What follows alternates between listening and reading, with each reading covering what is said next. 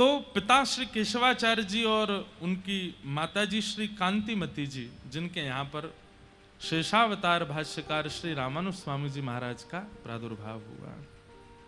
आज हमारे आचार्य चरण आए हैं और आप जैसे आए तो महाभूतपुरी, जहाँ पर आचार्य चरण का प्रादुर्भाव, वहाँ का प्रसाद लाए हैं। वो आते ही बोले महाभूतपुरी रामानुजाचार्य जी के जन्म स्थान से प्रसाद आया है। अब ये इससे बड़ा और क्या आनंद होगा कि आचार्य चरण का चरित्र चल रहा है और उनके ही दक्षिण के स्थान से प्रसाद आ जाए। बाल्यकाल में भी आपकी जो चेष्टाएं थी वो सामान्य बालकों जैसी नहीं थी, और ये मैंने लगभग आचार्यों के चरित्रों में देखा है कि वो बाल्यकाल में भी उनकी चेष्टाएं सामान्य नहीं होती, छोटे बालकों जैसे नहीं होते। वो वहां पर भी धीर गंभीर सरल सहज निर्मल ये स्वभाव उनका रहता है। मात्र 16 वर्ष की आयु में आपका तेज मांबा नाम की एक कन्या से ब्याह हुआ। हमारे दक्षिण भारत में माताओं को अम्बा बोलते हैं, तो तेज मां अम्बा उनका नाम, जिनसे आपका विवाह हुआ। कुछ ही वर्ष बाद आपके पूज्य पिताजी श्री केशवाचार्य जी का वैकुंठ गमन हो गया। चरित्र तो देखिए बहुत वृहद है, बहुत विस्तृत है, पर नाभाजी ने जिन जिन भावों का स्मरण रखा है उन्हें मैं आपके सामने प्रस्तुत करूंगा। पिताजी के जाने के बाद आपने मन में विचार किया कि अब हमें कांचीपुरी जाकर के रहना चाहिए, और आप अपनी माताजी और पत्नी को लेकर के कांचीपुरी चले गए। 2 कारण थे कांचीपुरी जाने के। पहला कारण था श्री कांचीपुरी स्वामी जी, वहां पर श्री वैष्णव परंपरा के प्रधान आचार्य श्री कांचीपुरी स्वामी जी विराजमान थे, उनका दर्शन और सत्संग प्राप्त हो जाएगा। वरदराज भगवान के दर्शन में, हमारी कथा में पूरी कथा वरदराज भगवान सुनते हैं। ये शंख चक्र और हाथ में गदा लिए और ऐसे आशीष की मुद्रा में खड़े हैं श्री वरदराज भगवान। नारायण भगवान का इस वर्द माने जल, जल के जो राजा हैं, जो जल में रहते हैं, जल में शयन, उनको कहते हैं वरदराज। तो पूरी कथा हमारी वरदराज भगवान ही सुनते हैं। हमारे श्री वैष्णव परंपरा के इष्ट हैं वरदराज भगवान। तो रामानुजाचार्य जी के मन में आया कि मैं अब कांचीपुरी जाकर के ही रहूं, वहां पर कांचीपुरी स्वामी जी का सत्संग करूंगा, और वहीं पर अद्वैत वेदांत के प्रकांड पंडित हैं श्री यादव प्रकाश जी, उनसे ब्रह्म सूत्र का अध्ययन करूंगा। गुरुदेव भी मिल जाएंगे अध्ययन करने के लिए, और ठाकुर जी की दर्शन और स्वामी जी का सत्संग भी मिल जाएगा। और आप अपनी पत्नी और मां के साथ कांचीपुरी प्रस्थान कर गए। तो यादव प्रकाश जी आपके शिक्षा गुरु थे, पढ़ाते थे आपको, लेकिन कई जगह मत अलग अलग हो जाते हैं। मत अलग कैसे होते हैं? आपको अपनी बात सिद्ध करनी है, कई लोग उसको ज्ञान के द्वारा, फॉर्मूलाज के द्वारा, अन्य अन्य साधनों से सिद्ध करते हैं, और कई सामान्य लोग उसको प्रेम से सिद्ध कर देते हैं।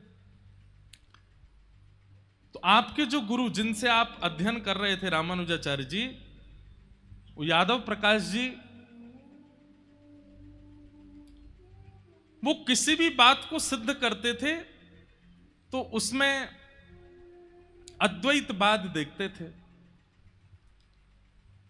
तो एक दिन एक शिष्य चरणों में आता है और उसने एक सूत्र कहा, और कहा कि गुरुदेव इसका अर्थ क्या होगा? और सूत्र क्या था? तस्य यथा कप्यासम पुंडरीकमेव मक्षिणिम। ये सूत्र कहा, बोले गुरुदेव इसका अर्थ क्या होगा? तो इसका अर्थ लगाते हुए आप कहते हैं तस्य तथा कप्यासम। तो कप्यासम का अर्थ आप कहते हैं कपिनितंब। पुंडरीकाक्ष भगवान श्रीमन नारायण के नेत्र कैसे हैं? बोले कपिनितंब।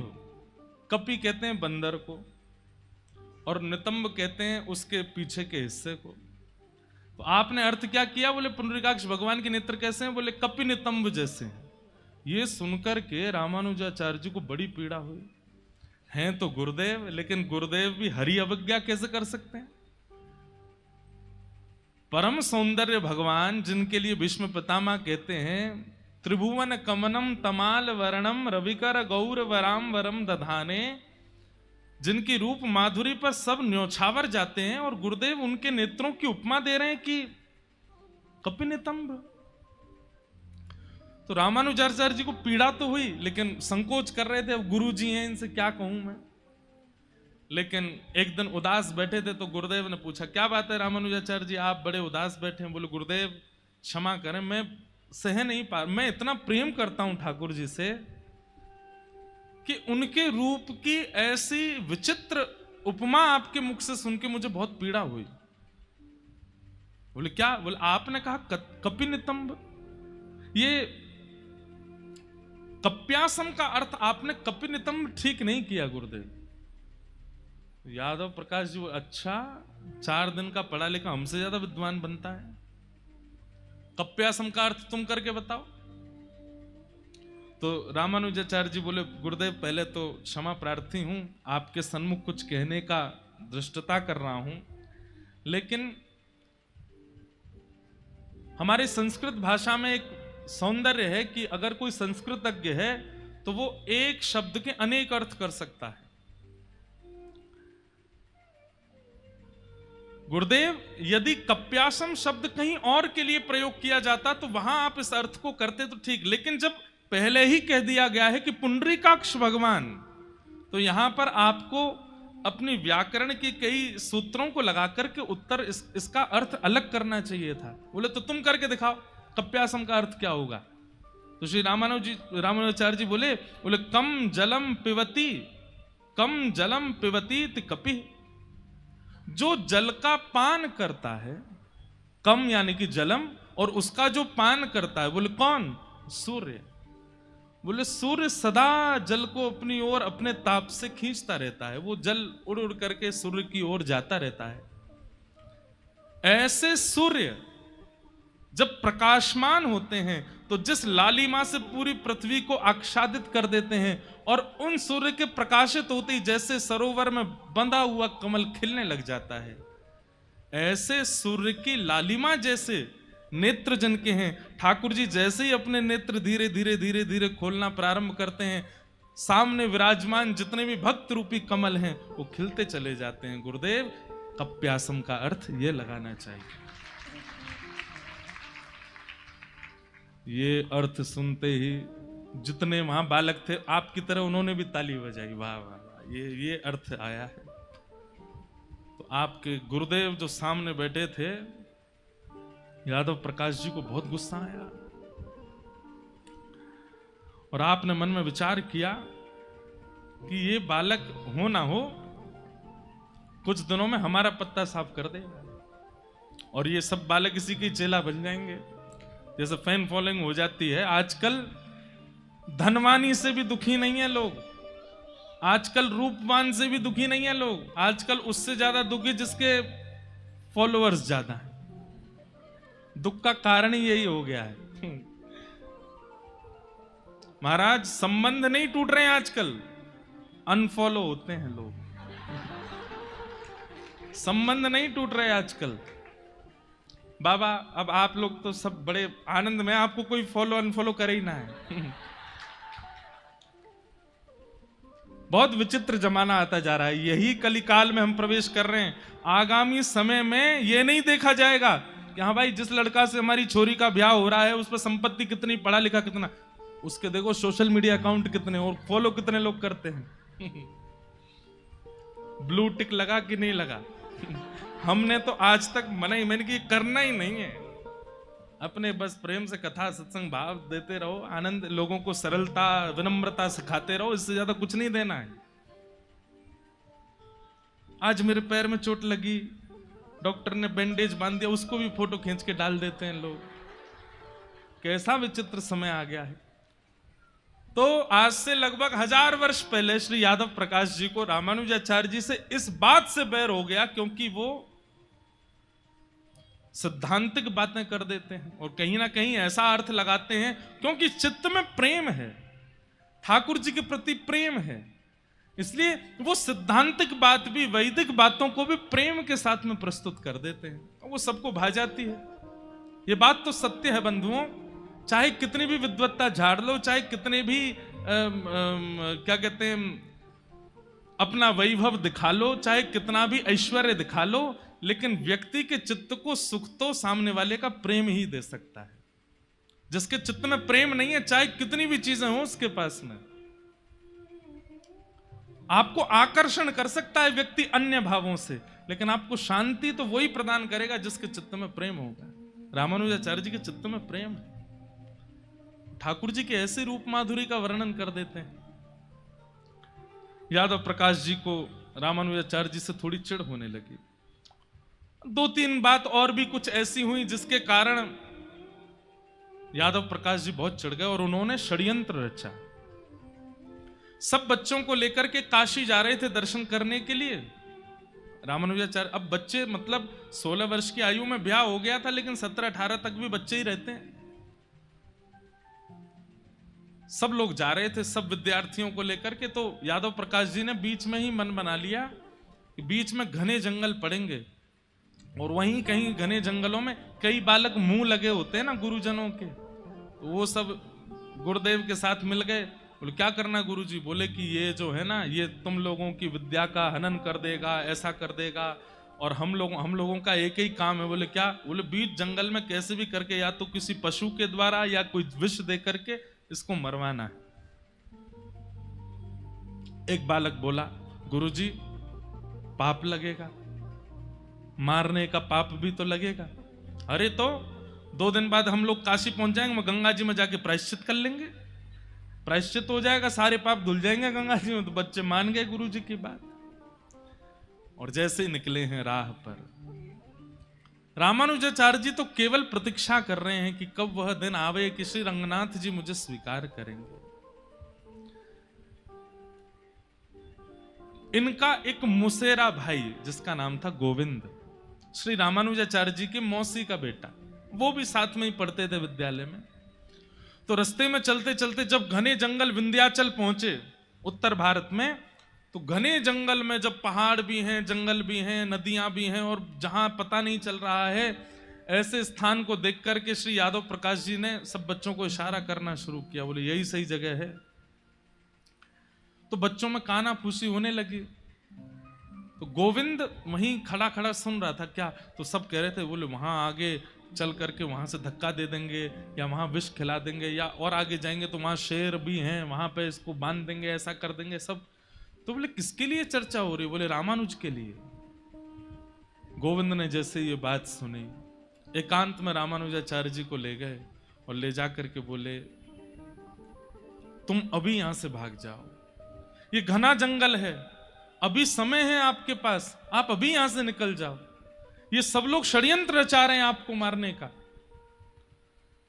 रामानुजाचार्य जी सुनकर के बोले मैं कायर नहीं हूं।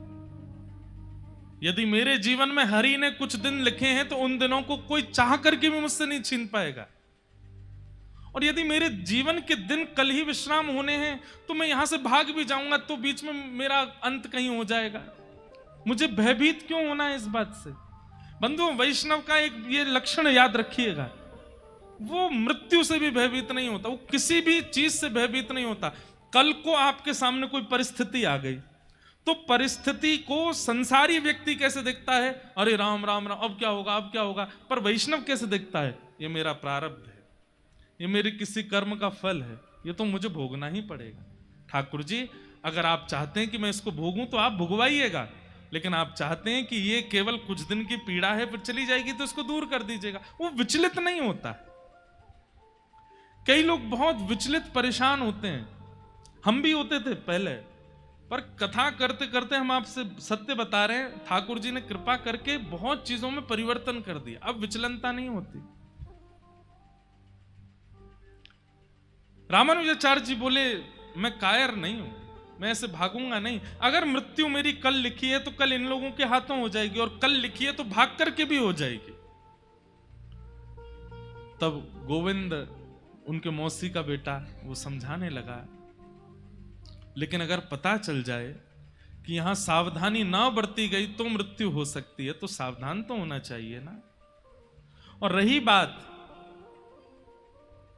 मैं मानता हूं कि तुम अपने हर दिन, बहुत ध्यान से सुनिएगा, बड़ी अच्छी बात है, मैं मानता हूं, गोविंद जी समझा रहे हैं रामानुजाचार्य, मैं मानता हूं कि तुम हर दिन को ठाकुर जी का प्रसाद मान के स्वीकार करते हो, लेकिन क्या तुम्हारी हृदय की इच्छा नहीं कि कभी शंख चक्र गदा पद्मधारी प्रत्यक्ष प्रकट होकर तुमको दर्शन दें?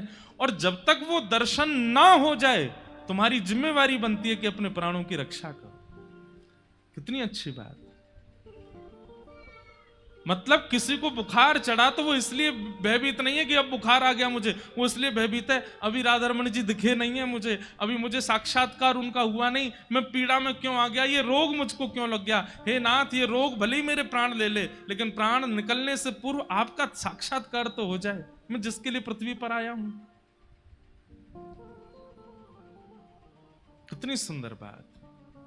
रामानुजाचार्य जी इसलिए उस टोली के बीच से भाग गए कि अभी तक नेत्रों से श्याम सुंदर को देखा नहीं, जब तक देख ना लूं तब तक प्राण कैसे त्याग दूंगा।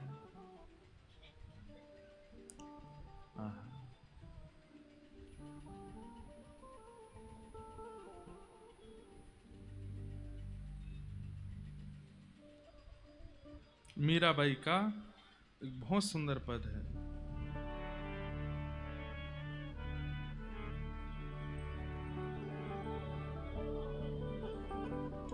कबहू मिले पिया मोरा गोविंद, कबहू मिले पिया मोरा गोविंद, कबहू मिले पिया मोरा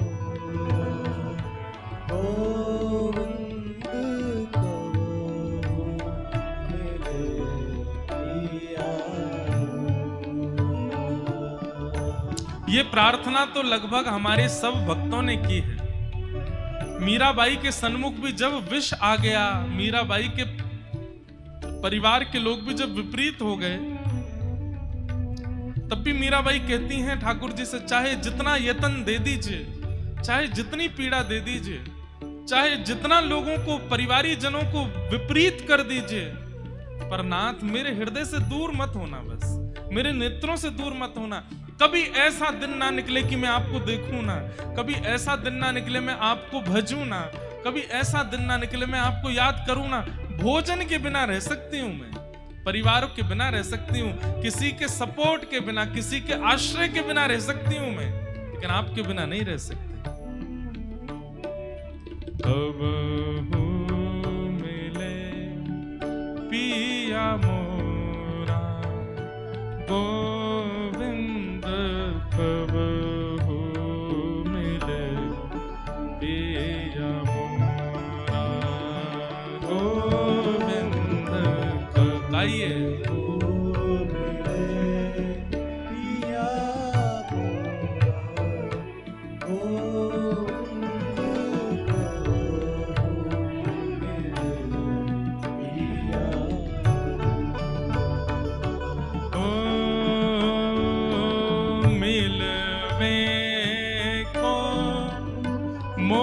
चाब घनेरो, मिलवे को मोहे चाब घनेरो, हाँ मिलवे को मोहे चाब घनेरो, मिलवे को मोहे चाब घनेरो, हाँ कब देखूं मुख तोरा गोविंद, कब देखूं मुख तोरा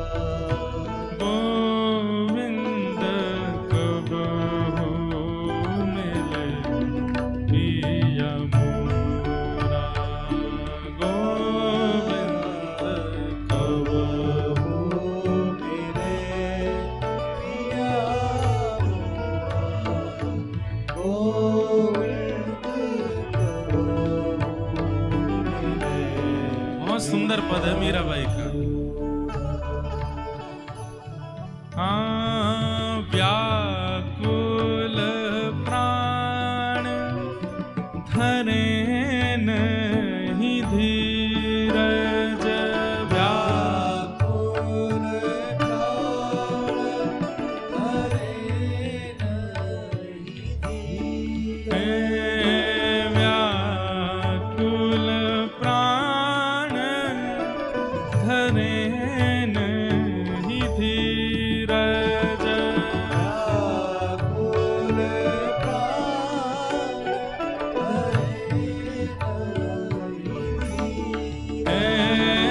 मिल तू मीत सवेरा, गोविंद मिल तू मीत सवेरा, गोविंद कब हो मिले पिया,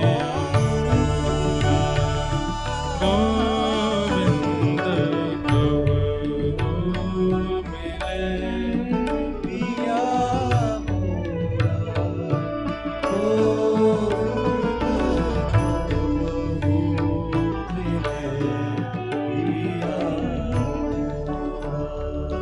मीरा के प्रभु गिरधर नागर, मीरा के प्रभु गिरधर नागर, मीरा के प्रभु गिरधर नागर, मीरा के प्रभु गिरधर नागर, ताप तपन बहु तोरा, गोविंद ताप तपन बहु तोरा, गोविंद कब हो मिले पिया मोरा, गोविंद कब हो मिले पिया मोरा, गोविंद कब हो मिले पिया मोरा। प्राणों की भय नहीं है श्री रामानुजाचार्य जी को। प्राण भले ही चले जाएं, पर जिस कार्य के लिए पृथ्वी पर आए हैं, एक तो वैष्णव उद्धार और दूसरा हरि दर्शन, वो तो करके जाएं कम से कम। भाग तो गए बीच रास्ते से ही, और यहां यादव प्रकाश जी और सब बालकों को लगा कि घने जंगल में कोई जानवर पकड़ के ले गया, उनको खा गया होगा भीतर। यहां तो उत्सव नाच रहे थे ये लोग, बढ़िया है, हमें जो करना था वो अपने आप ही हो गया। लेकिन रामानुजाचार्य जी दौड़ तो गए, अब कहां विंध्याचल, विंध्याचल कहां है? प्रयागराज के पास।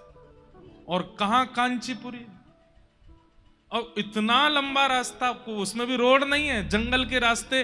और यहां तो हजारों बच्चे थे, गुरुदेव साथ थे तो निकल पड़े, अब अकेले आ रहे हैं रास्ते में, बस सोचते आ रहे हैं कि कोई जीव ना आ जाए मेरे सामने, कोई मेरा वध ना कर दे, कोई मेरे, क्यों? क्योंकि अभी हरि से मिलना नहीं हुआ है। तभी आप एक वृक्ष के नीचे बैठ गए। सुबह के दौड़ते दौड़ते कांटे लगे हैं, छिल गए हाथ पैर कहां से, और एक वृक्ष के नीचे बैठे थे, चिंता कर रहे थे कहां जाऊं, किसके पास जाऊं। बालक हैं, अभी भूख लगी है बहुत तेज। इतने में ही दो दंपति यात्री निकले वहां से, और दोनों यात्रा करते हुए जा रहे थे। तो आप उनको देख करके थोड़े सहम गए, और उन दोनों दंपतियों ने जब रामानुजाचार्य जी को देखा तो परम सुंदर बालक आए समीप। बोले, अरे बालक तुम कहाँ जा रहे हो? बोले, हम कांचीपुरी जा रहे हैं। अच्छा, हम दोनों भी दक्षिण यात्रा पर जा रहे हैं, हम लोग सेतुबंद आदि दर्शन करने के लिए जाएंगे, और हमें मार्ग भी पता है जंगल का, तुम हमारे साथ ही हो लो, और हमें लगता तुमने कुछ खाया भी नहीं है, कुछ पालो। रामानुजाचार्य जी बोले नहीं आप लोग, बोले नहीं नहीं पाओ, क्यों नहीं। तुरंत झोला खोला और सामग्री लेकर के रामानुजाचार्य जी को पाई। रामानुजाचार्य जी बड़े प्रसन्न हो गए, बोले चलो ठाकुर जी आपने मध्य रास्ता में कोई व्यवस्था तो करी, और थोड़ा भय भी कम हो गया कि चलो 2 लोग हैं मेरे साथ। अर्धरात्रि का समय हुआ तो जो दंपति थे उनमें पत्नी उठ करके कहने लगी, अरे मुझे तो बहुत तेज प्यास लगी है, कहीं से जल की व्यवस्था करो। रामानुजाचार्य जी बोले अब रात्रि में आपके लिए जल कहां से लाऊं, और ये तो घना जंगल है। तो जो पति था वो उठ के बोला, अरे देवी थोड़ा सहन करो, सो जाओ, सुबह होगी चलेंगे कहीं जल पी लेंगे। प्रातः काल होते ही आप तीनों निकल पड़े। रामानुजाचार्य जी थोड़े आगे चल रहे थे, आगे चल के उन्होंने एक सरोवर देखा। अरे आप लोग जल्दी आइए, यहां पर एक सरोवर है, यहां जलपान की व्यवस्था है। नीचे आप लोग जैसे पहुंचे तो रामानुजाचार्य जी बोले आप लोग रहिए, अब जल में सिद्धि नहीं है, मैं जाता हूं और अंजलि में भर के आपको पिला दूंगा। और जल भर भर के उन दोनों के हाथ में भर के दिए, बोले आप लोग पान कीजिए, मैं पी लूंगा। दोनों ने पान किया, और जैसे ही रामानुजाचार्य जी पान करके और पीछे मुड़ करके देखा तो दोनों अंतर ध्यान, साक्षात लक्ष्मी नारायण भगवान ही पधारे श्री रामानुजाचार्य जी पर कृपा करने के लिए। अब तो वही छवि घूम रही है नेत्रों में। बोले वो कहां चले गए, अभी तक आपको पता नहीं चला कि वो ठाकुर जी थे। आप बाहर आकर के ढूंढने लगे, यत्र तत्र ढूंढा, नहीं मिले, पता नहीं कहां चले गए। तभी आप बस कुछ किलोमीटर ही चले होंगे कि इतने में कांचीपुरी आ गई। नगर देख करके आप वहां किसी से बोले, भैया ये कौन सा नगर है? बोले ये कांचीपुरम है। रामानुजाचार्य जी बोले मैं कल विंध्याचल से निकला हूं और आज कांचीपुरी पहुंच गया। ये इतनी जल्दी पूरा रास्ता नप कैसे गया मेरा? तब उन्हें पूर्ण भरोसा हुआ। बैठ के एकांत में रुदन करने लगे कि साक्षात आए थे मेरे सन्मुख, मैं उनके रूप को पहचान नहीं पाया। मेरी मेरी मेरी पराम्बा मैया ने रात्रि में जल की याचना की और मैं सोता रह गया, लेकिन सुबह जलपान तो कराया ही था अपने हाथ से। कितने करुणा में है करुणा निधान, कितनी करुणा करके मेरे ऊपर पधारे। आप अपने घर पहुंचे माताजी और पत्नी के पास। यहां कुछ महीने बाद ये सब लोग काशी से लौट करके आए, यादव प्रकाश जी और सब बालक। और इन्होंने जैसे ही कांचीपुरी में प्रवेश किया तो देखा रामानुजाचार्य जी घूम रहे हैं। ये तो सब बड़े दुखी हो गए, बोले अरे हमने तो सोचा था कि इसके प्राण चले गए होंगे, ये तो बच गया। रामानुजाचार्य जी उसके पास गया, अरे बालक तुम स्वस्थ हो? रामानुजाचार्य जी बोले जी गुरुदेव सब आनंद है। अच्छा विद्यालय आना कल से पढ़ने के लिए। रामानुजाचार्य जी बेचारे इतने करुणा निधान, जानते हैं कि ये लोग मुझसे बैर करते हैं, फिर भी पढ़ने गए, वहां जाते हैं। और फिर कल एक प्रसंग हमने सुनाया था, वही घटा। राजा की पुत्री पर ब्रह्म राक्षस आ गया।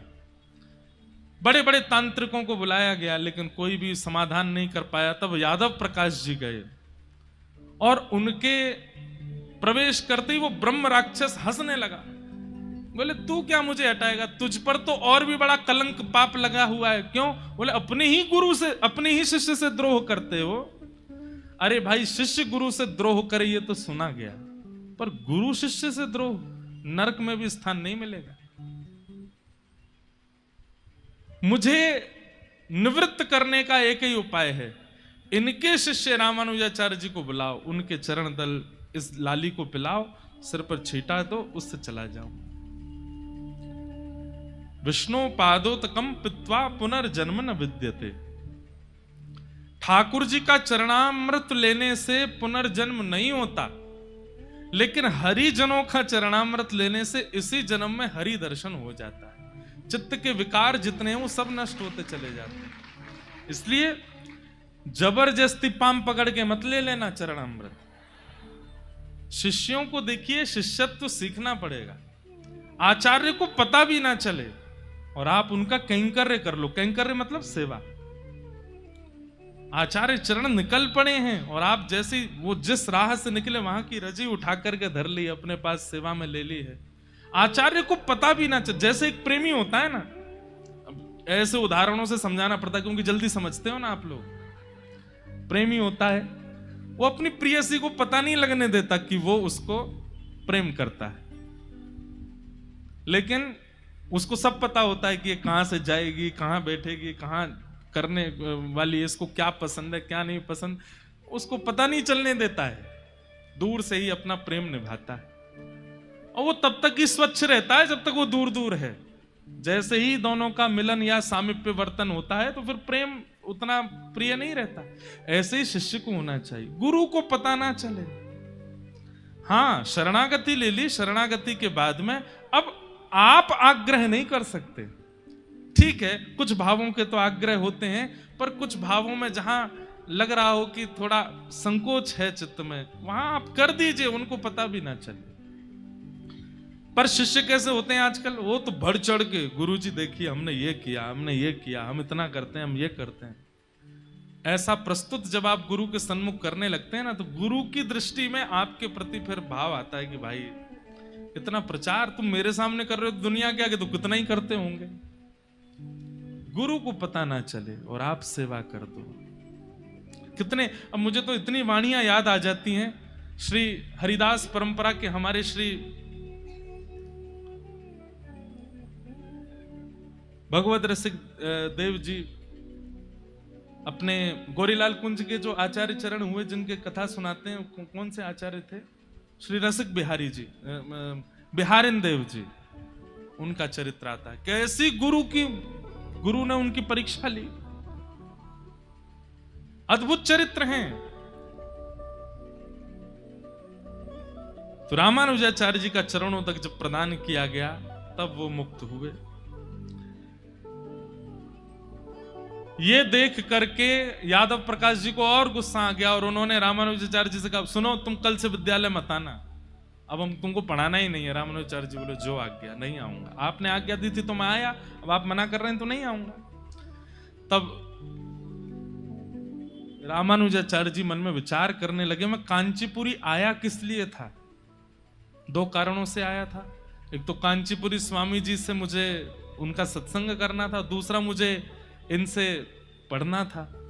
अब ये तो मेरे जीवन से चले गए, निश्चित ही मेरी ही कोई कमी रही होगी जो गुरु मेरे जीवन से चले गए। तब कांचीपुरी स्वामी जी के चरणों में जाकर के रोने लगे, बोले अब मेरा कौन सहारा है यहाँ पर, यादव प्रकाश जी ने मेरा त्याग कर दिया, अब आप ही मुझ पर कृपा करो।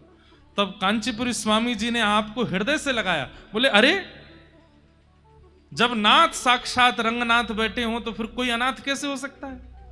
अरे तुमने तो त्याग नहीं किया ना अपने गुरु का, गुरु ही तुमसे चिढ़े बैठे हैं, तो फिर इसमें तुम क्या कर सकते हो। और वो श्रेष्ठ गुरु है नहीं जो अपने शिष्य से चिढ़ जाए, वो केवल आडंबर कर रहे हैं। जैसे अभी हमने मल्लुक पीठ वाले महाराज जी से एक प्रश्न किया था, सुनिएगा ध्यान से। प्रसाद पा रहे थे तो महाराज जी से निवेदन किया, मैंने कहा महाराज जी कई लोगों का आचरण शुद्ध नहीं होता, कई लोगों की दिनचर्या शुद्ध नहीं होती, आचरण शुद्ध नहीं होता, विचार शुद्ध नहीं होते, पर कई बार ऐसे लोग मंदिर में जाते हैं तो आंखों से पनारे बहने लगते हैं। कई लोग ऐसे कथा में आते हैं तो उनके आंखों से आंसू नहीं रुकते हैं, और हम उनको अच्छे से जानते हैं कि इनका खान पान भी शुद्ध नहीं है, आचरण भी शुद्ध नहीं है, फिर भी इतनी भावुकता। मैंने कहा महाराज जी हम अपनी बात कह रहे हैं कि हम अगर कुछ दिन आचरण में कुछ पलट फेर करते हैं तो हमारे आंसू ही नहीं आते लाल जी को देख करके। हमको इतना बोध होता है कि आचरण शुद्ध ना होने से जब हमारी भावुकता नष्ट हो जाती है, और कोई व्यक्ति जो सदा दुराचरण ही करता इतना भावुक कैसे हो जाता है ठाकुर जी के आगे जाके। महाराज जी ने इसका बहुत अच्छा उत्तर दिया। महाराज जी क्या उत्तर देते हैं, बोले जैसे पिक्चरों में हीरो के मर जाने पर हीरोइन सिर पटक पटक करके रोती है, उसको पता है कि मरा नहीं है लेकिन कैमरा चालू है, मुझे दिखाना है सबको। और उसको देखने वाले सोचते अरे राम राम कितनी भावुक हो रही है बेचारी, कितना रो रही है। अभी एक पिक्चर आई थी महाराज, उसको देख देख करके लोग बाग भूत आ गए, सब में मरे जा रहे हैं, वहीं पे गिर पड़े जा रहे हैं रो रो करके। और महाराज एक तो मैंने वीडियो देखी, ड्रिप लगा के बैठा था वहीं पे देखने के लिए गया। तो महाराज जी बोले जिस प्रकार अभिनेता के मर जाने पर, मरा नहीं है नाटक किया है, अभिनेत्री ऐसे रोती है कि देखने वाले उसको देख के हाय राम कितनी रो रही है, लेकिन वास्तविकता क्या है? वो अभिनय है। देखिए आचार्य चरण क्या बोल रहे हैं, बोले जिनका आचरण शुद्ध नहीं है, जिनके विचार शुद्ध नहीं है, जिनका खान पान शुद्ध नहीं है, जिनका जीवनचर्या शुद्ध नहीं है, और वो अगर ठाकुर जी के सन्मुख जाकर के बहुत भावुकता दिखाते हैं, निश्चित ही वो केवल और केवल एक अभिनय है, वास्तविकता नहीं हो सकती। वास्तविकता अगर होगी, आपका स्वयं का मन करेगा कि इस विषय को मैं सुधारूं, अपनी इस दिनचर्या को मैं सुधारूं, अपने इस आचरण को मैं सुधारूं। और क्षमा कीजिए, अगर उस सुधार का चित्त में भाव प्रकट नहीं हो रहा है तो आप अभिनय ही कर रहे हो भाव के नाम पर। रामानुजाचार्य जी कहने लगे अब मुझे मेरा कौन है? तब कांचीपुरी स्वामी जी ने कहा तुम्हारे नाथ साक्षात जगन्नाथ हैं, रंगनाथ हैं, अब तुम्हें हम एक सेवा देते हैं। बोले क्या सेवा? बोले पास में एक सरोवर है, वहां से नित्य जल लेकर के आया करो ठाकुर जी के सेवा के लिए। सोचो कितनी सूक्ष्म सेवा से रामानुजाचार्य जी ने अपनी सेवा भाव को प्रारंभ किया। कुछ दिन उन्हीं के पास रहे, और फिर हमने कल बताया कि रामानुजाचार्य जी का मन था कि मैं रंगनाथ जाकर के श्री यामुनाचार्य जी से गुरु दीक्षा ग्रहण करूं, पर ठाकुर जी नहीं चाहते थे। और ये दोनों मिल गए तो पूरी पृथ्वी का उद्धार कर देंगे, जीवों को तो वैकुंठ भेज ही देंगे, ये पृथ्वी के कान में भी मंत्र बोल करके पृथ्वी का भी उद्धार कर देंगे। बोले इन दोनों का मिलन नहीं होना चाहिए। तब जैसे ही रामानुजाचार्य जी पहुंचे, कल सबने कथा सुनी थी ये, रामानुजाचार्य जी पहुंचे तो श्री यामुनाचार्य जी की 3 उंगलियां बंद थीं और वे वैकुंठ धाम प्रस्थान कर चुके थे। तब आपने 3 संकल्प लिए। पहला संकल्प क्या लिया? श्री वैष्णव मत का प्रचार और संसारी जीवों का हरि चरणों में शरणागति कराऊंगा। ये बात सुनते ही आपकी एक उंगली खुल गई। दूसरी बात आपने कही ब्रह्म सूत्र और विष्णु सहस्त्र नाम पर श्री भाष्य लिखूंगा, दूसरी उंगली खुल गई। तीसरी बात आपने कही द्रविड़ भाषा में, दक्षिण भाषा में लिखे हुए श्री वैष्णव परंपरा के ग्रंथों को मैं संस्कृत में बद्ध करूंगा, कहते तीसरी उंगली खुल गई। मतलब उनकी एक प्रकार से भावनात्मक दीक्षा तो यामुनाचार्य जी ने कर दी। रामानुजाचार्य जी ने प्रणाम किया, लेकिन नाराज हो गए। रंगनाथ भगवान से बोले आपने मेरे गुरुदेव से मिलने नहीं दिया, मैं अब आपको नहीं देखूंगा। चले गए वहां से। ठाकुर जी बोले आज यामुनाचार्य जी गए, शोक का दिन है और शोक के अवसर पर रामानुजाचार्य आए हैं, मैं अभी बाहर आकर के वो सब भाव प्रकट नहीं करूंगा। मैं तो तब रामानुज को मिलूंगा जब आनंद का उत्सव हो रहा हो। अभी रामानुजाचार्य जी गए, शोक है इसलिए अभी रूठ के चले गए, कोई बात नहीं हम मना लेंगे बाद में। रामानुजाचार्य जी वहां से वापस आए और फिर यामुनाचार्य जी के ही 5 शिष्यों से रामानुजाचार्य जी ने अपने संपूर्ण सिद्धांत को ग्रहण किया। कैसे? श्री कांचीपुरी स्वामी जी से आपने सेवा पद्धति सीखी, ठाकुर जी की सेवा कैसे होती है। श्री महापूर्ण स्वामी जी से आपने पंच संस्कार ग्रहण किए। अब इसके पीछे भी बड़ी सुंदर कथा है। महापूर्ण स्वामी जी, उनसे आप दीक्षा लेने के लिए, पंच संस्कार लेने के लिए गए और आपने कहा मुझे संस्कार दे दीजिए, मुझे दीक्षा दे दीजिए। हमारे श्री वैष्णव परंपरा में 5 संस्कार होते हैं। सबसे पहला ताप, दूसरा पुण्र, तीसरा मंत्र, चौथा नाम और 5वां याग। पहले गुरुदेव यहां शंख चक्र पधराते हैं, उसके बाद तिलक लगाते हैं, उसके बाद मंत्र देते हैं, फिर आपका नामकरण करते हैं और पंचम संस्कार होता है ठाकुर जी की शरणागति कराते हैं। ये पंच संस्कार होते हैं श्री वैष्णव परंपरा में। तो पंच संस्कार के लिए आपने महापूर्ण स्वामी जी से निवेदन किया तो वो बोले कल देंगे, परसों देंगे, उस दिन देंगे, वहां देंगे, उधर देंगे। बहुत ज्यादा जब टालने लगे तो रामानुजाचार्य जी एक दिन रात में गुरुदेव की सेवा में थे, तो रात में ही सोते हुए गुरुजी उठा दिए। बोले गुरुदेव उठो। महापूर्ण स्वामी जी उठो। बोले क्या बात है, तुमने हमको उठाया? बोले पहले तो क्षमा प्रार्थी अधृष्टता आपको उठा दिया, पर गुरुदेव मुझे अभी दीक्षा दीजिए। बोले रात के 12 बज रहे हैं, इस समय दीक्षा? बोले भगवान ग्रह नक्षत्र आदि आदि और मुहूर्त तो तब देखे जाते हैं जब संसारी कामना की किसी स्थिति में प्रवेश कर रहे हो। भगवत शरणागति की तो जब इच्छा चित्त में हो जाए उसी समय ले लेनी चाहिए। क्या पता अगले क्षण प्राण बचे कि ना बचे। हे नाथ, आप कल दीक्षा के लिए कह रहे हो, कल तक मेरे जीवन के प्राण चले गए तो आप अभी मुझे शरणागति दो। रात्रि 12 बजे महापूर्ण स्वामी जी ने श्री रामानुजाचार्य जी को पंच संस्कार प्रदान किए। बोलो लक्ष्मी नारायण भगवान की। आपका भाव रखना आपके जिम्मे है, दीक्षा देना ना देना ये गुरु की इच्छा है। कभी कभी आपके हो सकता है कि गुरु के मन में है कि अभी नहीं देना, तो वो फिर प्रतीक्षा करो। भावना आपको रखनी है, ये आपकी इच्छा है। फिर जो अष्टाक्षर मंत्र आपको प्राप्त हुआ, गुरु मंत्र आपको प्राप्त हुआ, आपके मन में थी इसकी विधि मुझे जाननी है, तब आप गोष्ठीपूर्ण स्वामी जी के पास गए और उनसे कहा कि नारायण मंत्र की मुझे विधि बताइए। तब गोष्ठीपूर्ण स्वामी जी ने इनको 17 बार उन्होंने भी टाला, नहीं बताया।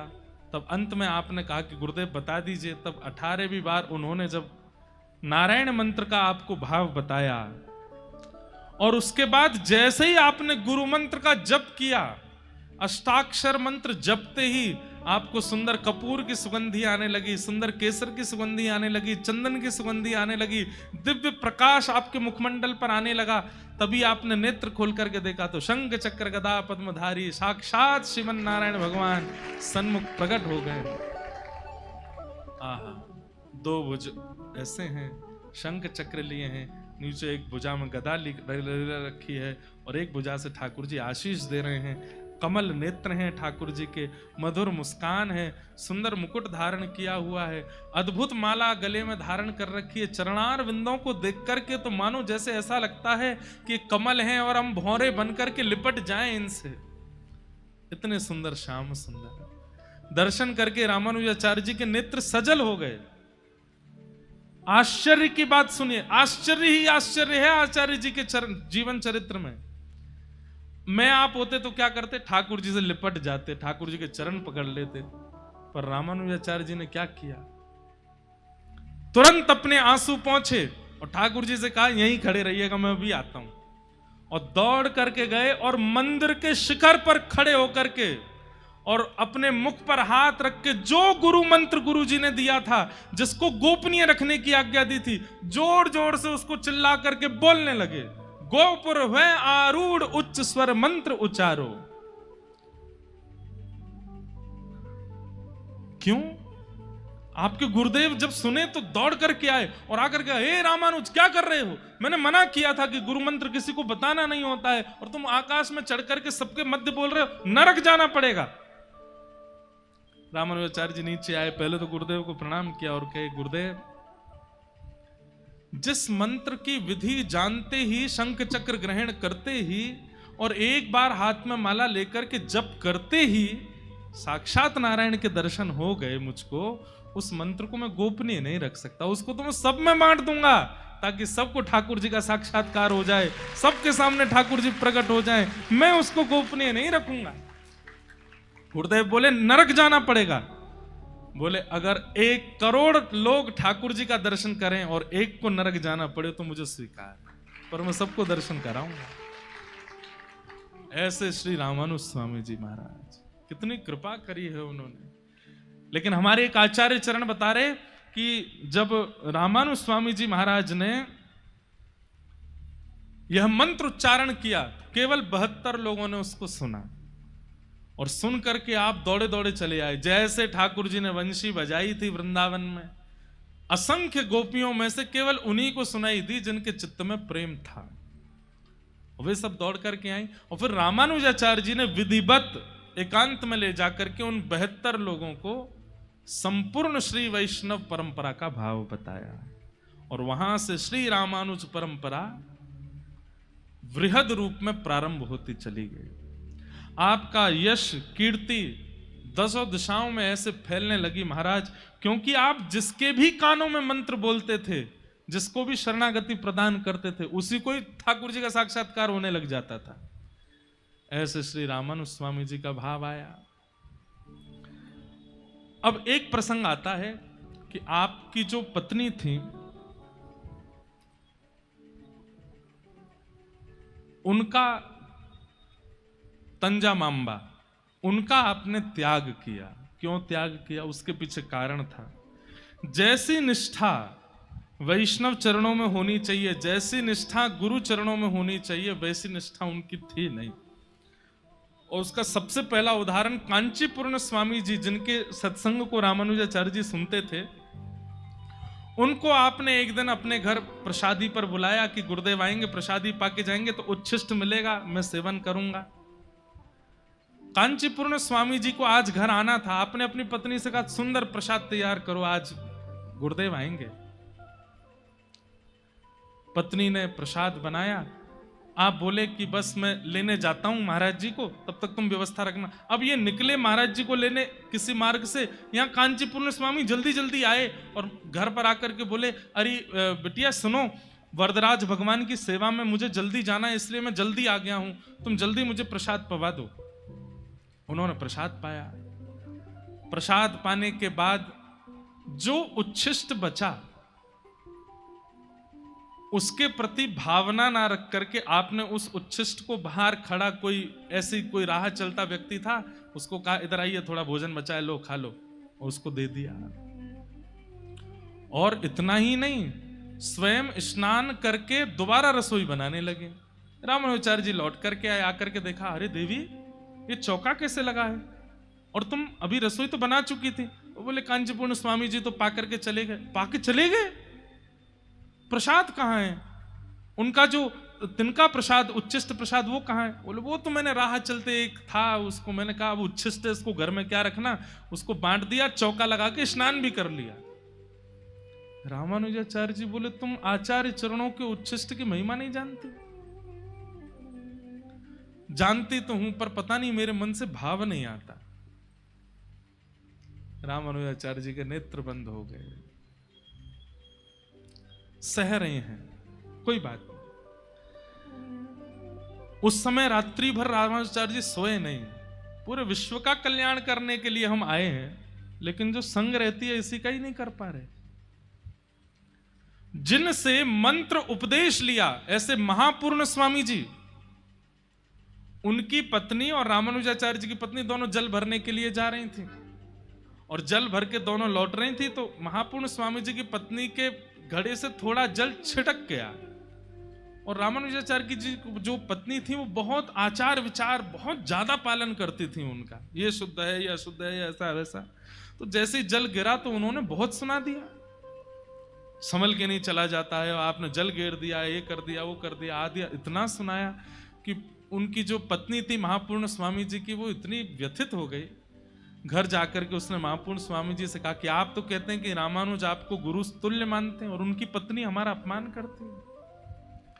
तो महापूर्ण स्वामी जी ने कहा कि मैं रामानुजाचार्य जी के प्रति कभी दोष भाव लाना नहीं चाहता, और है भी नहीं, वो आचार्य तुल्य हैं और वो सदा आचार्य ही रहेंगे।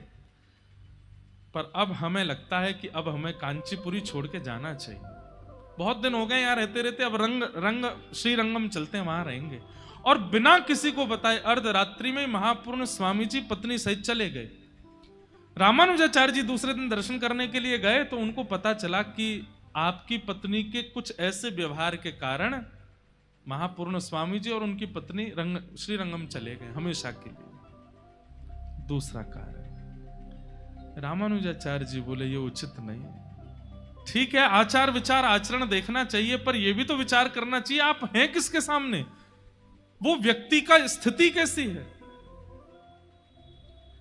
प्रेम का स्वरूप होता है कि आप अपनी स्थिति का त्याग करते हैं अगर श्रेष्ठ व्यक्ति सामने है तो। यहां तक भी कोई बात नहीं। अब तीसरा कारण एक और बना, क्या?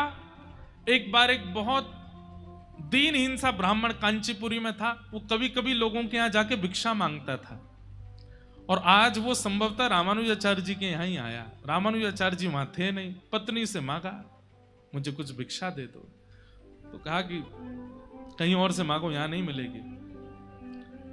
आप लौट करके जैसे ही जाने, सामने से रामानुजाचार्य जी आए तो बोला आप हमारे घर गए थे, कोई कारण? बोले नहीं प्रभु, आप तो जानते मैं भिक्षा मांग करके पाता हूं, तो आज आपके घर गया, मिली भिक्षा? नहीं, वो उन्होंने मना किया कि घर पर कोई व्यवस्था नहीं। रामानुजाचार्य जी दौड़ करके घर गए, रसोई में देखा तो सारी सामग्री रखी थी, पर देने की भावना नहीं चित्त में। आप निकल करके बाहर आए और उस ब्राह्मण को बोला, सुनिए, मैं दुकान से कुछ सामग्री खरीद के आपको देता हूं और एक पत्र लिख करके देता हूं, ये मेरी पत्नी को दे दीजिएगा। और पूछे कहां से आया पत्र, तो कहना आपके मायके से आया है। ठीक है, साड़ी ले गए, बहुत सारी जो माताओं को सामग्री प्रिय होती, खूब सारी सामग्री ली और उस पर एक पत्र लिख करके उनके घर भिजवाया। पूछा आप ये पत्र का, बोले आपके मायके से आया है। पत्र जैसे ही पढ़ा तो पत्र में लिखा था, तुम्हारी छोटी बहन का ब्याह पक्का हो गया है और इस तिथि को ब्याह होना है, तुम जल्दी से जल्दी घर पर आ जाओ। इतने में रामानुजाचार्य जी पहुंचे तो वो तो फूल ही नहीं समावे। और हाँ, पत्र देने वाले को खूब सारा भोजन दिया। अरे इधर आओ, रुको, तुम तो ये लोग भोजन लेके जाओ, कचौड़ी लेके जाओ, मेवा लेके जाओ, इतनी बढ़िया खबर लाए हो। ब्राह्मण देवता बोले अभी तो आप मना कर रही थी, कुछ है नहीं। बोले नहीं, अभी अभी बनाया मैंने, ले जाओ। रामानुजाचार्य जी आए, वो देखना चाह रहे थे कि अभी प्रसाद देगी कि नहीं, और परिवार की खबर सुन के दे दिया। आचार्य चरण से बोली, आप हमारे घर में ब्याह, मेरी छोटी बहन का, चलो जल्दी। रामानुजाचार्य जी बोले हमें थोड़ी काम है, आप निकलो, मैं उस तिथि पे पहुंच जाऊंगा। और आप सारा सामग्री लेकर के वहां से प्रस्थान कर गए। पत्नी के घर से जाते ही रामानुजाचार्य जी गए और जाकर के सन्यास धारण कर लिया, सन्यास ले लिया और पत्नी को पत्र के द्वारा समाचार पहुंचवा दिया। अब हम सन्यास ले चुके हैं और सन्यास ग्रहण किया। जैसे ही आपने सन्यास भेष धारण किया और आचार्य चरण माथे पर उर्ध्वपुंड लगा करके, द्वादश तिलक धारण करके, गले में माला धारण करके, हाथ में दंड लेकर के, और जैसे ही सन्यास रूप में बाहर निकल करके आए, सहज ही उनके रूप को देख करके सब लोग नतमस्तक होने लगे, दंडवत करने लगे। साक्षात शेषावतार भाष्यकार श्री रामानुज स्वामी जी महाराज अब प्रकट हुए और सन्यास धारण करते ही जितने जीव वहां खड़े थे तब सब तो शरणागत हुए ही। आप जैसे ही आश्रम से बाहर निकल करके गए तो यादव प्रकाश जी आ रहे थे सामने से, वही गुरु जी जो इनसे ईर्ष्या मानते थे। यादव प्रकाश जी ने जैसे ही देखा तो लगा कि मानो जैसे दिव्य तेज ठाकुर जी का चला आ रहा हो, ये कौन है? और जैसे समीप जाकर के देखा तो रामानुजाचार्य जी के दर्शन करते ही यादव प्रकाश जी के चित्त में जितने बैर भाव थे, जितने दूषित भाव थे, सब नष्ट हो गए। और आपने चरण पकड़ करके कहा, वैसे तो मैं आपका शिक्षा गुरु रहा हूं, कुछ दिन आपको पढ़ाने का सौभाग्य मिला, लेकिन आज तक मैं जिस विकार को नष्ट नहीं कर पाया, आपका रूप देख करके वो विकार मेरे हृदय से नष्ट हो गया है, कृपा कर मुझे भी सन्यास दीजिए। और श्री रामानुजाचार्य जी ने उनको भी सन्यास दीक्षा देकर के उनका नाम रखा गोविंद दास, गोविंद दास नाम दिया। अब आप कहेंगे ये इतना परिवर्तन कैसे आया? हरिजनों से बैर मानने वाले का त्याग करने से यह प्रभाव होता है।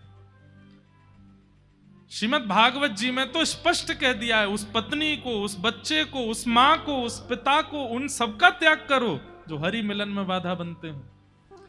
रामानुजाचार्य जी ने जैसे ही त्याग किया पत्नी का और सन्यास ग्रहण किया, आपके रूप लावण्य से ही ज्ञान प्रकट होने लगा। आप जिस किसी के ऊपर जैसी दृष्टि डालते थे उसको साक्षात हरि दिखने लग जाते थे। वरदराज भगवान रामानुजाचार्य जी के स्वरूप को देख करके अति आनंदित हो गए। अब सन्यास ग्रहण करते ही अब इनकी याद किसको आने लगी? रंगनाथ भगवान को। श्री रंगम में रंगनाथ भगवान, यामुनाचार्य जी के जाने के बाद रंगनाथ मंदिर की गादी सूनी पड़ी थी। सबने जाकर के प्रार्थना की, बोलो भगवान यामुनाचार्य जी के आसन पर किसी को तो बैठाइए। तब रंगनाथ भगवान बोले एक ही है अधिकारी। बोले कौन? कांचीपुरम में विराजमान श्री रामानुजाचार्य। पर वो तो आएंगे नहीं, वो तो आपसे नाराज बैठे हैं। बोले वो नहीं आएंगे, पर जिनकी उन्होंने आज तक सेवा की है वरदराज भगवान। अब देखो ठाकुर जी का कौतुक देखो। हम लोग उत्तर भारतीय ना, इसलिए हमको दक्षिण भाव थोड़े कम समझ में आते हैं। एक प्रकार से ये समझ लो, राधा रमन जी किसी को बुलाना चाहते हैं, लेकिन यूं कह रहे हैं वो मुझसे नाराज बैठो है, अगर राधा वल्लभ जी आज्ञा कर देंगे तो आ जाएगा, तो जाओ राधा वल्लभ जी को मनाओ, राधा वल्लभ जी आज्ञा करके उसको मेरे पास भेजें। तो ऐसे ही किया।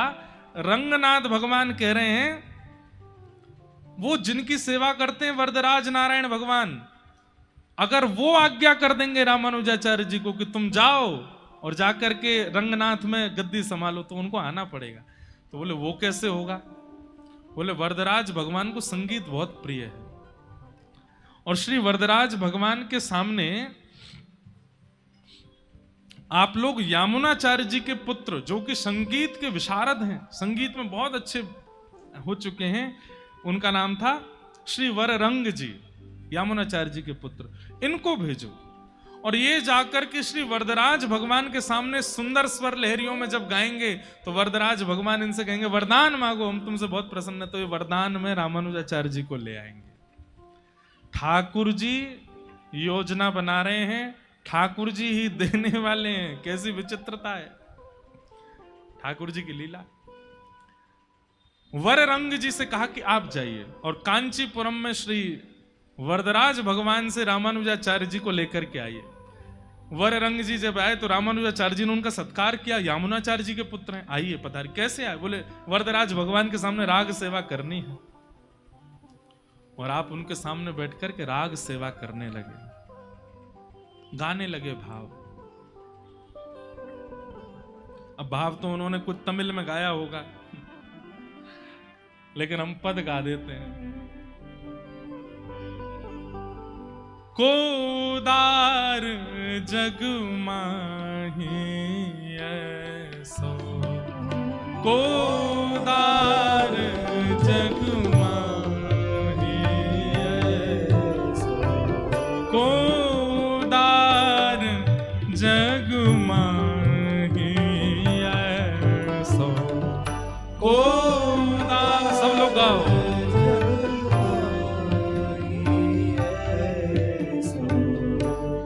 बिन सेवा जो द्रवे दीन पर, बिन सेवा जो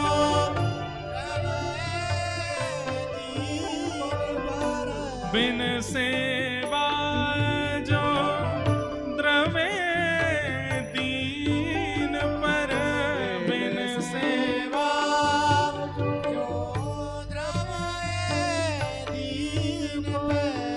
राम सरिस को नाही जग माही, राम सरिस को नाही जग, हे कोदार जग माही ऐसो, कोदार जग माही।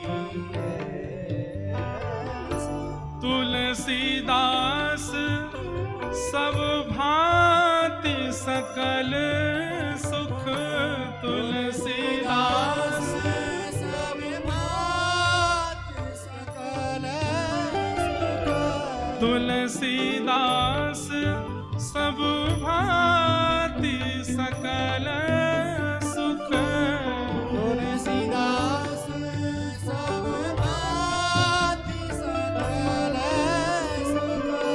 जो चाहसी मन मेरो मेरो, जो चाहसी मन मेरो, तो भुज राम काम सब पूरन, तो भुज राम काम सब करे कृपा निधि तेरो तेरो, करे कृपा निधि तेरो तेरो, हे कोदार जग माही ऐसो, कोदार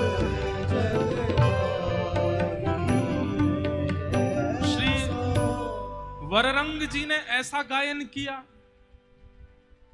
वरदराज भगवान प्रसन्न हो गए। सब लोग मार्ग दे दो, इधर देखो। वररंग जी ने ऐसा गायन किया, श्री वरदराज भगवान जो सामने विराजमान मूर्तिमंत थे, प्रकट हो गए प्रत्यक्ष, और प्रकट होकर के श्री वररंग जी को हृदय से लगा करके बोले, वरदान मांगो, क्या चाहिए। हमारे श्री त्रिवेणी घाट वाले पूज्य महाराज जी पधारे हैं। महाराज जी के श्री चरणों में बारंबार वंदन करते हैं, प्रणाम करते हैं। श्री राम जय राम, जय जय राम, श्री राम जय राम, जय जय राम, श्री राम जय राम, जय जय राम, श्री राम जय राम, जय जय राम, श्री राम जय राम, जय जय राम, श्री राम जय राम, जय जय राम, श्री राम जय राम, जय जय राम, श्री राम जय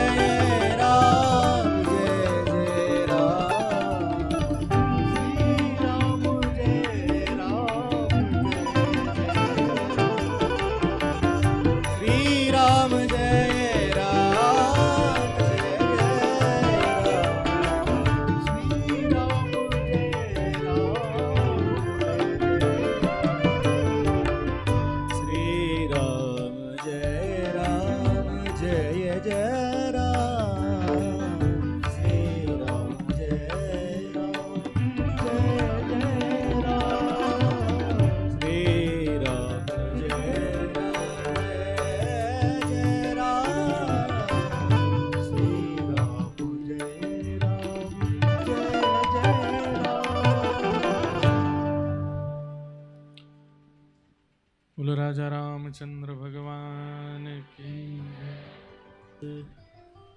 कहाँ चल रही थी कथा?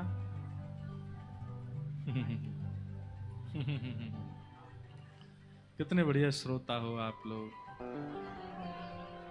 कहाँ?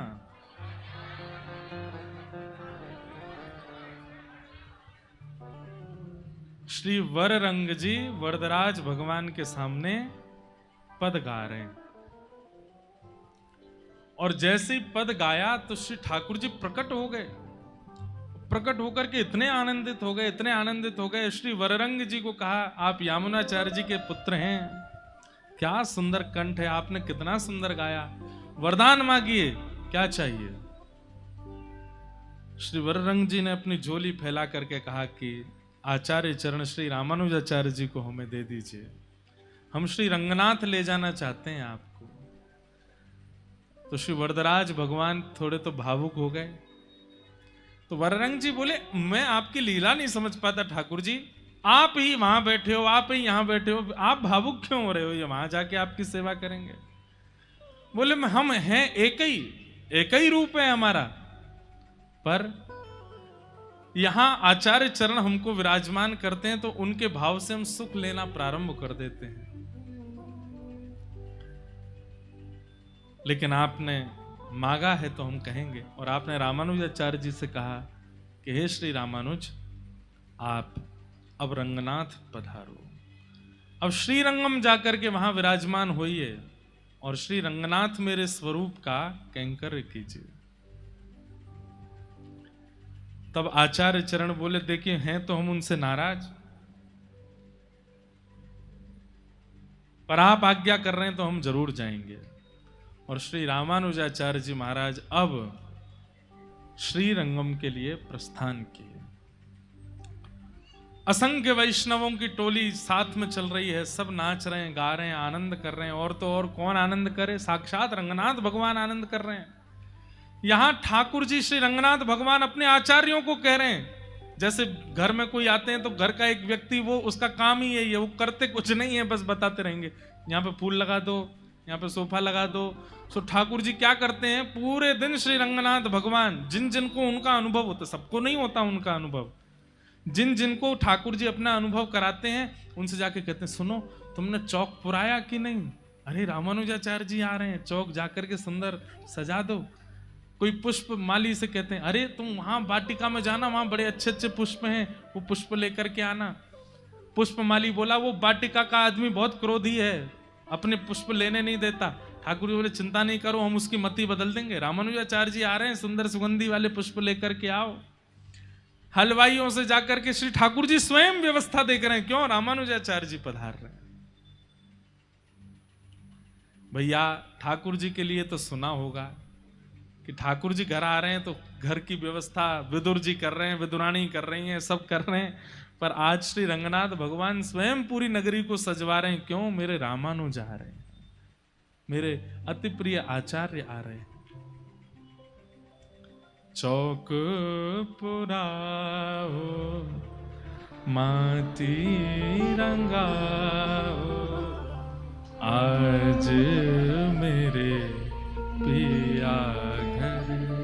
अरे हमारे पिया केवल गोविंद देव जी थोड़ी हैं, गोविंद देव जी के पिया हम भी तो हैं, वो भी तो हमसे प्रेम करते हैं। अरे हम आपसे कितना कहें, आप जितना तरसते हैं ना उनको देखने के लिए, आपसे दुगना तरसते हैं आपको देखने के लिए। वे तो चाहते हैं कि कभी ऐसा अवसर आए कि ये जो देहली है बीच में, इसको लांग के आप भीतर आ जाओ और गोविंद देव जी को अपने हृदय से लगा लो। वो तो बैठे हैं इसके लिए। आज छवि का अनुभव करो, शंख चक्र गदा पद्मधारी साक्षात नारायण, जिनके कारण पूरी पृथ्वी संभली रहती है, वे पूरे रंगनाथ मंदिर में घूम रहे हैं और सबको व्यवस्था बता रहे हैं, क्यों? रामानुजाचार्य जी आ रहे हैं। हेरी सखी मंगल गाओ री, धरती अंबर सजाओ री, उतरेगी आज मेरे पी की सवारी। अरे कोई काजल लाओ री, मोहे काला टीका लगाओ जी, उनकी छवि से लगूं मैं तो प्यार। क्यों? अब देखो, आज तक मैंने ये भाव गाया नहीं कथा में, आज क्यों गा रहा हूं? रामानुजाचार्य जी नाराज होके गए थे रंगनाथ भगवान से, तो रामानुजाचार्य ठाकुर जी का भाव है कि कहीं रामानुजाचार्य जी आए, वो गुस्सा में तो अभी भी हैं, लेकिन आज मेरा श्रृंगार ऐसा करो कि मुझे देख करके रामानुजाचार्य जी आनंदित हो जाएं। हेरी सखी मंगल गाओ री, धरती अंबर सजाओ री, उतरेगी आज मेरे पी की सवारी। अरे कोई काजल लाओ री,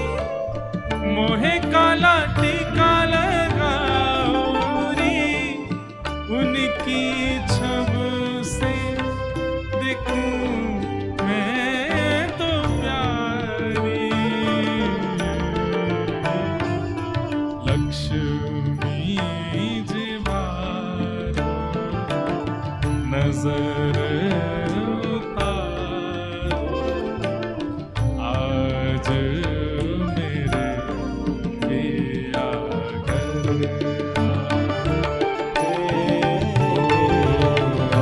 आज मेरे पिया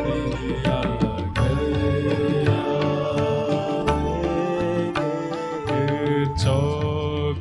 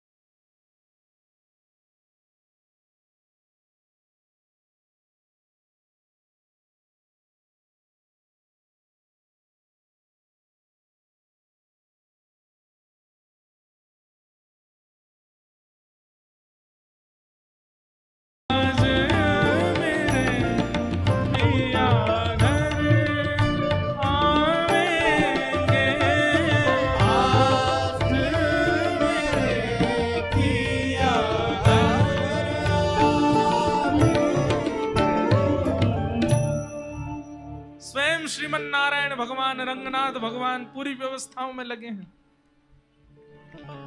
आचार्य चरणों को बुला करके कह रहे हैं, अरे द्वार पर जाओ, मुझे पालकी की सुगंधी आ रही है, मुझे ढोल नगाड़ों की आवाज आ रही है, रामानुजाचार्य जी आने वाले हैं। सब व्यवस्थाएं करा दी, स्वयं बैठे गर्भगृह में। लेकिन जैसे ही आचार्य चरण द्वार पर आए, ठाकुर जी रोक नहीं पाए स्वयं को और दौड़ करके गए और 7वीं दोहरी पर जाकर के श्री रामानुजाचार्य जी को श्रीमन नारायण भगवान ने अपने अंक से भर लिया। रामानुजाचार्य जी के नेत्र सजल हैं, यहाँ ठाकुर जी के नेत्र सजल हैं। रामानुजाचार्य जी उदास होकर के गए हैं तो ठाकुर जी मानो मना रहे हैं, अब तो आप नाराज नहीं है ना मुझसे। वो मुझे करना था, मैं चाहता था कि आप और रामानुजाचार्य जी मिलें, मुझे तो सुख मिलता, लेकिन अब आप नाराज मत होइए और कैंकर्य में पधारिए। सबको दर्शन नहीं हो रहा है इस स्थिति का, कुछ लोगों को दर्शन हो रहा है और उनके नेत्रों से आंसू गिर रहे हैं। बाकी सब सोच रहे हैं ये रो क्यों रहे हैं और ये रामानुजाचार्य जी किसको हृदय से लगा रहे हैं। तो साक्षात नारायण खड़े हैं सामने स्वागत के लिए और हाथ पकड़ करके श्री रंगम में रामानुजाचार्य जी का स्वयं नारायण स्वागत करते हैं, उन्हें आसन अभिषिक्त करते हैं। बोलो श्री रंगनाथ भगवान की। एक हमारे यहां पता नहीं कहां से एक तो ये संप्रदायों में बड़ा विष घोलने लगे हैं सब लोग। कई लोग कहते हैं कि आप रामानुज परंपरा के हो, आपके इष्ट नारायण हैं, आपको ठाकुर जी तो कभी मिलेंगे ही नहीं, आपको प्रिया जी तो कभी मिलेंगे नहीं। आप रामानंदी परंपरा के हो, आपको तो राम जी के हो, आपको ठाकुर जी कैसे मिलेंगे। कहां तक कहें, यहां तक भ्रामक कर देते हैं लोगों को कि अगर आपने उस परंपरा में दीक्षा ली तो आपको केवल ये मिलेगा, उसमें ली तो ये मिलेगा। अरे ऐसा नहीं होता है। हम श्री वैष्णव परंपरा से, रामानुज परंपरा से, और आज अभिमानवश नहीं कह रहे हैं, जितना निकुंज रस हम अपने व्यासपीठ से गाते हैं, जितना आचार्यों की वाणी सबके लिए कहते हैं और अपने सब शिष्यों से कहते हैं, सब आचार्यों का सम्मान करो, सब परंपराओं को सुनो, सब भावों में जाओ। ये भ्रामकता नहीं लानी है। आप आचार्य पर रीझ गए हैं, अब आचार्य जिस परंपरा से हैं उस परंपरा में आपको लाएंगे ना। ये परंपरा ऊंची नीची छोटी बड़ी नहीं होती है, ये करना भी जघन्य अपराध है। हम कभी कहीं नहीं बोलते कि हमारी परंपरा सबसे पुरानी। अरे सब, अभी रहवासा में कथा करके आए पूज्य हमारे मलुक पीठ वाले महाराज जी रामानंदी वैष्णव हैं। अब यहां कथा कर रहे हैं, यहां सुख संप्रदाय का संपूर्ण स्थान है और सब बैठे हैं, सब साथ में मिलकर के, सब पाना तो हरि कोई चाहते हैं ना, कोई किसी को विशेष थोड़ी मिल जाएगा कुछ। आप कहो कि नहीं नहीं गंगा जी हैं, मैं तो उस वाले घाट पर नहाऊंगा, वहां पानी निर्मल। अरे भैया ऐसा नहीं, गंगा गंगा है, गंगोत्री से लेकर के और अंत तक गंगा ही है। स्नान करने पर उतना ही पुण्य मिलेगा। घाट परिवर्तित हो सकते हैं, शहर परिवर्तित हो सकते हैं, पर क्या गंगा अपना नाम बदल लेती है या गंगा अपना स्वभाव बदल लेती है? नहीं तो। अरे भैया हम तो हरिद्वार में नहीं नहाएंगे, क्यों? गंगा जी वहां पे जो है मारती हैं, वो तो कानपुर में ही प्यार करती हैं। ऐसा थोड़ी होता है। सब जगह गंगा है और सब जगह अपने स्वरूप में। आपकी जितनी योग्यता जहां की हो वहां जाओ। इसलिए कोई करे लड़ाई करने दो, पर आप लोगों को नहीं करनी। आपका उद्देश्य संप्रदायों में मतभेद करने का नहीं है, आपका उद्देश्य ठाकुर जी की प्राप्ति है। इसलिए इन भ्रामक स्थितियों से निकल के बस ठाकुर जी को भजो। हमारे पिया प्रतीक्षा कर रहे हैं हमारी, हमको वहां जाना है। रामानुजाचार्य जी आसन पर विराजे, कई लोगों विरोधी भी हो गए, कई लोगों ने विष देने का प्रयास किया, कुछ कुछ प्रयास किए, लेकिन रामानुजाचार्य जी सब स्थितियों को पार कर गए। आपके मन में आया शैल पर्वत पर साक्षात श्री तिरुपति बालाजी विराजमान है, वहां पर शैलपूर्ण स्वामी जी का दर्शन कर लें और श्री तिरुपति बालाजी का भी दर्शन करेंगे। तब आचार्य चरण अपने शिष्यों के साथ तिरुपति गए। हमारे संप्रदाय के 4 प्रमुख स्थान हैं दक्षिण में। कांचीपुरम वरदराज भगवान, श्रीरंगम श्री रंगनाथ भगवान, तिरुमला में श्री तिरुपति बालाजी, और बेंगलोर के पास में एक स्थान है वहां संपत कुमार भगवान। और ये चारों ही ठाकुर जी रामानुजाचार्य जी के संबंध मानते हैं। वरदराज भगवान जिन कांचीपुरम में जहां रामानुजाचार्य जी रहे, वरदराज भगवान रामानुजाचार्य जी को अपना पुत्र मानते, मतलब रामानुजाचार्य जी के पिता हैं वरदराज भगवान। रंगनाथ भगवान इनके प्रति गुरु भाव है। और श्री तिरुपति बालाजी कई लोग सुनकर के आश्चर्यचकित हो जाएंगे, ये रामानुजाचार्य जी को गुरु मानते हैं। रामानुजाचार्य जी मतलब तिरुपति बालाजी एक प्रकार से मंत्र दीक्षा लिए हैं। कैसे? रामानुजाचार्य जी गए तो जैसे दर्शन करने के लिए पहुंचे, तिरुपति बालाजी खड़े हैं सामने, ये मुद्रा है उनके, ऐसे खड़े रहते हैं। आचार्य चरण दर्शन कर रहे थे। दर्शन करते करते इतने में तिरुपति बालाजी ने नेत्र खोले, बोले इधर आइए, बुला लिया। रामानुजाचार्य जी बोले कहिए। बोले एक बात बताइए आप। बोले क्या? मैं परमात्मा होकर के अवतार लेकर के भी इतने लोगों का उद्धार नहीं कर पाता, आप आचार्य बन के इतनों का उद्धार कैसे कर देते हो? ऐसी कौन सी बूटी है आपके पास में? और मैं परमात्मा बनकर के उद्धार करता हूं, लेकिन आप आचार्य बनकर के शरीर से तिरोभाव भी हो जाता, उसके बाद भी उद्धार होता ही रहता है जीवन भर। क्या करते हैं आप लोग ऐसा? रामानुजाचार्य जी बोले ये मंत्र सिद्धांत है, ये हमारा अंतरंग सिद्धांत है। बोले हमें बताओ क्या सिद्धांत है? बोले ऐसे थोड़ी बताएंगे, मंदिर में बैठ के सुनता है कोई, बाहर आओ। सत्संग सुनने की जो विधि है उस हिसाब से आइए। ठाकुर जी मंदिर से निकल के बाहर आ गए। मंदिर से बाहर तो आ गए, लेकिन अर्चक भी सब संग आए। कोई चमड़ डोरा रहा है, कोई पंखा जल रहा है, कोई ठाकुर जी को आरती दिखा रहा है, कोई बीड़ा लेकर के खड़ा है, कोई 56 भोग लेके खड़ा है ठाकुर जी। रामानुजाचार्य जी ऐसे सत्संग सुनते हैं? चमड़ डुरा रहे हैं, यहाँ पे तुम्हारे पंखा चल रहा है, नीचे 56 भोग धर, ऐसे सत्संग होता है? ठाकुर जी बोले तो क्या करना, इनको भेजो, सबको भेज दिया। अब तो बता दीजिए आपके पास ऐसा क्या है जो हमारे पास नहीं। तो रामानुजाचार्य जी इतने, वेंकटेश भगवान तिरुपति वाला जी थोड़े ऊंचे, तो रामानुजाचार्य जी ऐसे बोले सत्संग सुनाने वाला ऊपर होता है, सुनने वाले को नीचे आना पड़ता है। बोले आप ये क्या कर रहे हैं? बोले थोड़ा नीचे बैठो। थोड़े नीचे हुए, बोले हाँ अब ठीक है, अब इधर आओ। समीप गए ठाकुर जी, तिरुपति वाला जी बोले अपना कान आगे करो। जैसे ही कान आगे किया, श्री रामानुजाचार्य जी ने तुरंत अष्टाक्षर मंत्र सुना दिया, गुरु मंत्र दे दिया। और जैसे ही अष्टाक्षर मंत्र सुनाया, ठाकुर जी बोले ये क्या है? बोले यही तो है हमारी बूटी। ठाकुर जी बोले ले ये तो मेरा ही नाम है। बोले यही तो बात है, आपका ही नाम उद्धार करता है नाथ पूरे विश्व का। जो काम आप नहीं कर सकते वो आपका नाम करता है। और सुनिए, बोले क्या अब आपकी दीक्षा हो गई है हमसे, अब आप हमारे चेला हो गए हो। और तिरुपति वाला जी बड़े प्रसन्न हो गए। पूरे दक्षिण में आप जाएंगे, श्री रामानुजाचार्य जी ऐसे बैठे हैं हर मंदिर में, लेकिन एकमात्र तिरुपति वाला जी में रामानुजाचार्य जी ऐसे बैठे हैं। क्योंकि श्री तिरुपति वाला जी, जितने भी श्री वैष्णव हैं जो उर्दपुंड लगाते हैं, श्री वैष्णव परंपरा में दीक्षा लेते हैं, उन सबके गुरु भाई हैं। कौन? तिरुपति वाला जी। तिरुपति वाला जी उनके गुरु भाई है। गोविंदा गोविंदा वेंकटरमणा गोविंदा। एक बार जरूर जाइयो भैया, बहुत आनंद आता है वहां पे। तिरुपति में दर्शन करके आनंद आ जाता है। तो इस प्रकार ठाकुर जी ने वहां आनंद किया। तभी आपको खबर मिली। बोले कौन? बोले एक ठाकुर जी का बड़ा अद्भुत विग्रह विराजमान है। बोले कहां पर? थोड़ा उत्तर में, उत्तर से थोड़ा पूर्व की ओर। कौन?